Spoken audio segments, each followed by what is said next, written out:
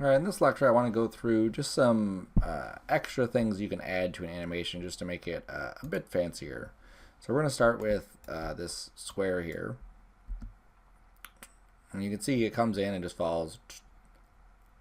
But what we kind of need is if we had maybe a little animation on here of like some motion trails or something apart from motion blur. So if I turn on motion blur here and here, we definitely feel a little bit more, but kind of like a stylized little line that kind of follows it too would be neat to have on there. So what I'm going to do is I'm going to go to my pen tool.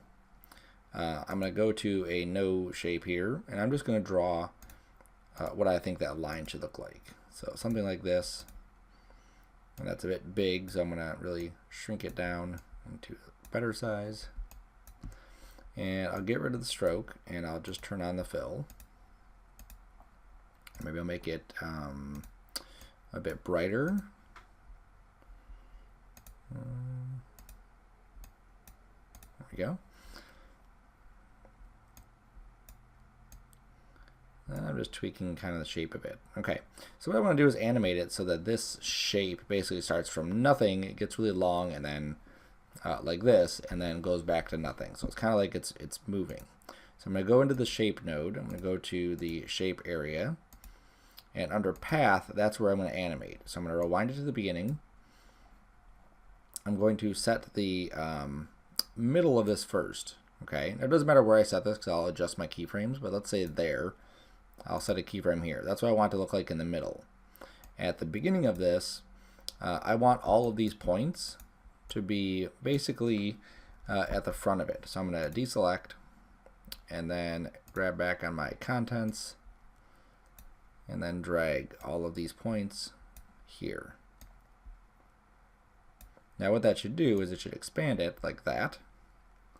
And then when I go to the end of the animation, I want to just basically put all these points back in here.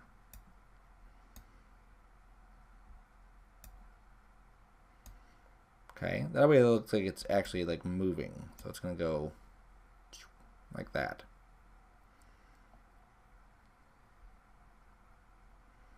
Okay, so that looks pretty cool. Now what I want to do is I want to attach it to this shape so that it moves with it. Okay, so let's say that I wanted this to move exactly with this shape at the bottom here.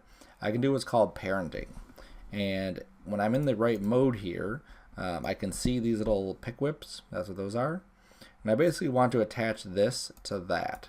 Okay, but I don't want rotation to follow it. I just want position. So you can actually open up position, and I can basically say that I want this position to follow that position. So all I have to do is just drag this onto that and then click off, and now the positions will follow each other.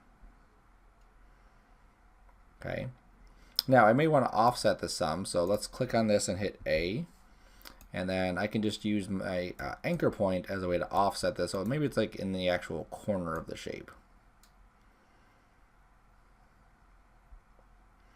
Maybe a bit forward too, so let's go that way. Okay, so let's zoom out. Let's click off, let's see what it looks like. So you can see it definitely adds just a little bit of extra motion on top of it. It feels like we have just a little bit more movement to it. Now I can take this shape and duplicate it, and then just hit that A for anchor point again, and maybe make another one, let's say down here at the bottom.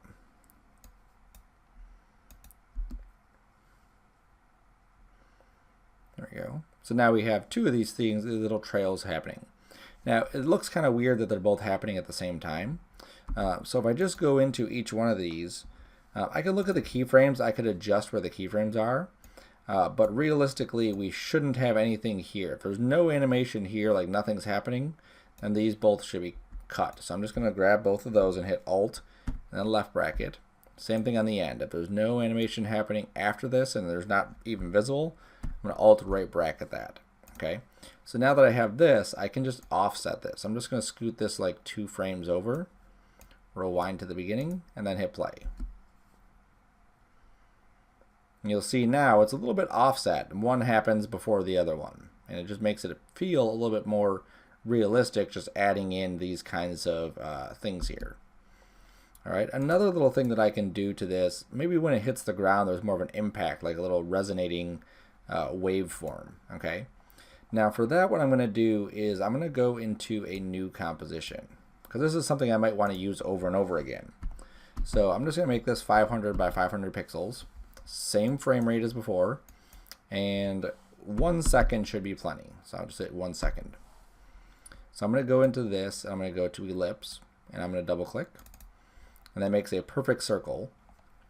And then what I'm going to do is I'm just going to animate the scale of this. So I'm going to go to the beginning and set that to 0. There we go. Let's say, oops. Let me start my keyframes. I'll go up to, let's say, 10. I'll crank this up to 100. And then I'll adjust my keyframes by adding in my easy ease. So I'll hit F9, and then I'll grab my curves, and let's say the speed's going to be at the front of this.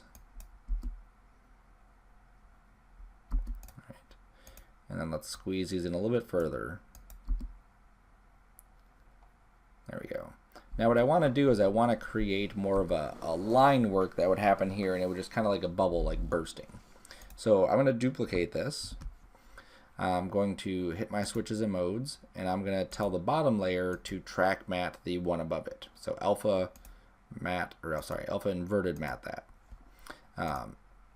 And then what I'm going to do is take that top one and just offset it like 2 frames. Maybe 1 frame, we'll see. Nope, I think 2 frames is perfect. So you can see now how we get this like cut here where it's like a bubble is happening. Now we do get, it's very subtle, but there is a line happening around here. I'm just going to click on that top layer, go to the keyframe, and maybe just set this to 101. Okay, it's just both lines are on the exact same spot, so it's cutting it off, or it's overlapping, so we're seeing it, so that takes care of that. Okay, now if I only want part of this, that'll happen in the other composition. So I'm going to jump back to comp 1, I'm going to go to my project, and I'm going to rename this. So this comp 2 will be my bubble. And then comp 2 will be my main comp. Okay. So now I'm going to take my bubble and just drop it into here. Oops. I named the wrong thing. Let's try that again. This is main comp. And this is bubble. There we go. So now let's try it again. Drop bubble into here. And you'll see that this comes in at the entire length. Jump back to bubble. I'll grab the layers and hit U, and you'll see that it ends right there. There's no other animation happening inside here after this. So I'm going to hit N to set the end of my work area. I'll even drag it back 1 just to make sure it's right on it. And then go to Composition, Trim. And now that fits exactly where our animation is happening. I'm also going to go into here and turn on my motion blurs. That way that comes over into the other composition. Back to here, you'll see now this is shorter, and then I can line this up. Right when this hits the ground, boom, that's when I want that bubble to happen. So I'm going to drag the bubble in. I'm going to hit S to scale it. I'm going to shrink it down.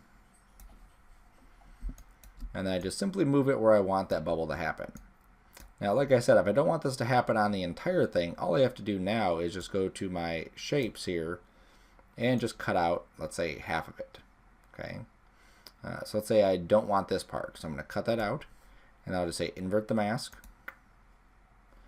And then maybe we'll do a little feathering on it. Go. And then now let's take a look and see what that looks like. So now you see it's a little bit more impactful as to how that comes in and pops a little bit. You could also go through, instead of it being just like a perfect, cut in that corner, I could go back to here and let's say draw in another shape like this. Instead of invert, I'm just going to turn that off, and then just turn this to subtract, then turn this one to subtract also, and then just double click it and I can rotate that around. And then maybe a little feather on there. I'm not, you know, you can play with this for a while, but so now you see how we have like a little cut that happens in the center of that. Okay, so that's a very simple way just to add just a little bit of extra stuff to your animation. I'm do the same thing on, let's say, this letter S here. So I have this letter S, and it's animated to write in. Let me turn off the other stuff so we don't see that. Okay, and the way I did that was I used the layer above it. I traced out where I wanted that to animate, and then I used that trim path I showed in another video to animate that in there, and then I used a track mat. Okay, so that part's all the same. Okay, so it just animates the letter S getting written. And then what I can do is, using that same trim path, I created these two other layers. And I'll pick different colors just so you can see that, oops,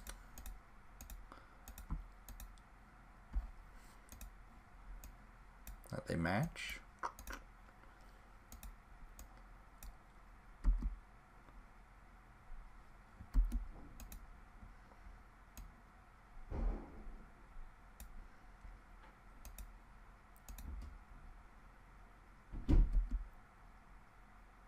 There we go. Okay, just the one layer. So you can see here how it comes in and wraps around.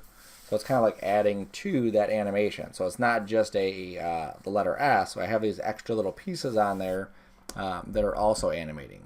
And you can do this for any number of strokes, however you want to set it up. But I just went to the pen tool, and I just started here and said, this is where I want this to go.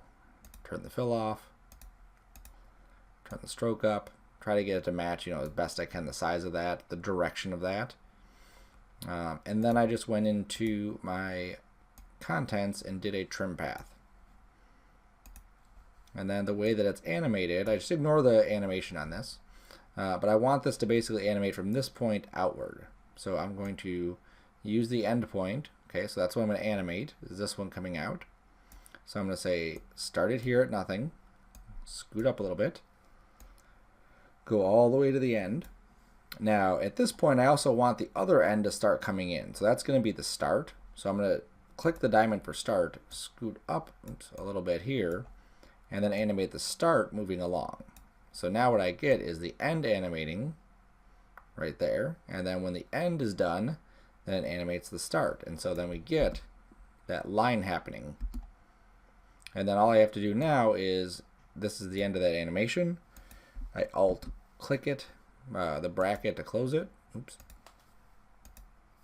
In this case I don't need to do any easy ease on it. I could adjust some of the speed, but I'm simply just going to drag this down to where the S is. Oops, too far down.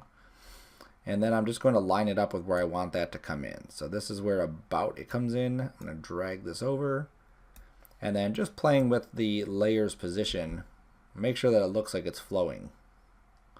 It's a little bit slow. It's like this goes fast and then that goes slow for some reason. So I'll hit U, I'll grab these, drag it back, grab this one, drag it back. There we go. So it's quicker. I'll drag it even closer. There we go. And then once we start putting motion blur on these things, it'll start to feel a little bit more fluid. Now this is another reason that you want to make sure that you have your layers cropped. So the animation for this actually stops right here, but you'll see there's a little bit of a piece hanging out. And the reason for that is just because of how the motion blur is calculating, it still thinks that there's a part of that animation. So I'm just going to drag this in so it literally stops right at the end of that.